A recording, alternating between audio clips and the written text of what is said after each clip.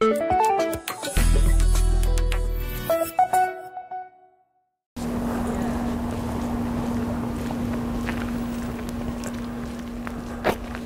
wall is a memorial to British soldiers who lost their lives in Afghanistan. I've come here with David. The 27-year-old survived both the Afghanistan war and the conflict in Iraq. But some of his friends didn't. Do you know any of them? Yeah, this one was my friend Brett, who served in Afghanistan with us. That's Lee, and that's Josh. How old were they? Josh at the top was 18, a week away from his 19th birthday. Lee was about 24, 25, and Brett was 18, 19 at the time. What was it like for you? Quite difficult. You just, you get told the news and then you just got to try and carry on, really. You don't really have time to mourn the death, so you just got to try and get on with your job. Have you had any fear of death in this time? Got no choice, really. You've got to try and think you're going out there with your friends at the same time, so they're probably all thinking it the same, but people need to keep a level head. Otherwise, if everyone starts panicking and everything, then you're just going to die faster. So you try to do everything properly to then stay alive and don't think about it. David lost a leg in Afghanistan in 2009. He spent 2 years in a wheelchair before getting an artificial limb. And those were vehicles you were driving in Afghanistan? While I was commanding it, I would be stood up top with the gun while my driver's in the driver's seat, and got people in the back and you can have people here. But that's where I was stood, on top of the gun with all the radios and stuff, telling them where to go. After he got back from Afghanistan, David was different. He had outbursts of anger. Sometimes he couldn't sleep for days, and when he did, he had recurring nightmares. Mostly about the mission that almost got him killed. My vehicle got hit by a bomb underneath, which launched me 45 foot into the air, shattering both my legs, hurting my back and damaging my head. This is all I think about, like when I was having my flashbacks. It was just purely seeing me get blown up again and again and again. And it was just like I am now, stood watching it, just driving past and then watching me get blown up. That's the same vision I had every night. You got it!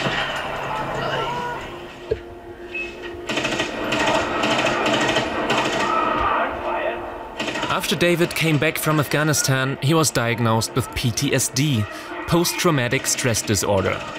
His life fell apart. My ex-wife thought our divorce happened purely because of my anger issues, and I didn't really think I had a problem. So it was only when I spent a year on my own, heavily drinking and no sleeping. If I was drunk, I was happy. It's a horrible pattern, and then it just goes downhill from there. This is where I live, my living room. Yeah, nice. It's quite spacious. But yeah, I'll show you my legs. This is, down here is my cartoon leg. It's the one I use for walking long distance and over hills and uneven ground, but it's quite heavy. Of all of the European countries, Britain had the largest military presence in Afghanistan. Around 150,000 British soldiers served there, most of them younger than I am.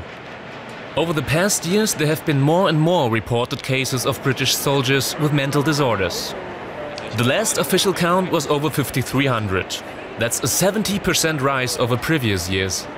But those are just the official figures.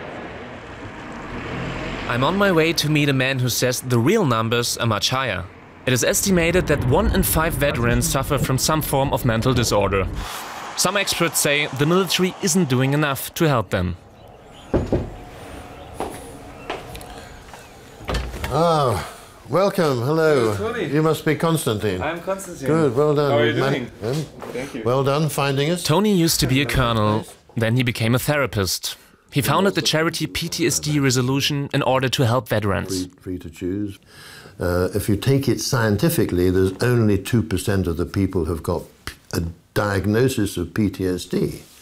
But there's another 10–15% with depression, another 15% with alcohol. We say, as therapists, we say that that's all part of the same problem. And that may be what the government wants to do, to minimize the problem so they have less liability.